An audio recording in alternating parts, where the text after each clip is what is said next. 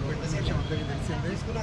అదేవిధంగా వారికి అనుగుణంగా BC-D నుంచి BC-Aకి రిజర్వేషన్ ప్రక్రియ మార్చాలని చెప్పేసి, అలాగే వీరికి ఉన్నటువంటి సెపరేట్ మన కార్పొరేషన్ ఏదైతే ఉందో ఆ కార్పొరేషన్ నిధులు కూడా 1000 కోట్లు ఇస్తామని చెప్పినట్టు వాళ్ళు మనకు వచ్చి చెప్తా ఉన్నారు.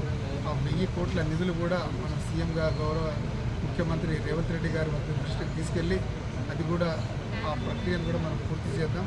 అదేవిధంగా మత్స్యకారులు ఎవరైతే ఉన్నారో ముదిరాజు సంఘం అందరికీ కాంగ్రెస్ పార్టీ ఇప్పుడు ఎల్లవేళలా మీకు అండదండగా ఉంటుంది.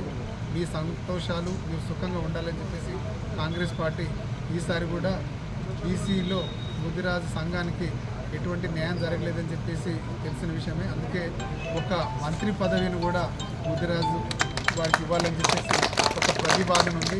ఆ ప్రతిపాదనలో భాగంగా శ్రీహరి గారు మక్తల్ శాసనసభ సభ్యునికి వారికి ఇస్తామని చెప్పేసి మాట ఇవ్వడం జరిగింది. వారికి కూడా తప్పగా రాబోయే రోజుల్లో మంత్రివర్గ విస్తరణలో వారికి చోటు దక్కుతుందని చెప్పేసి నేను ఆశాభావం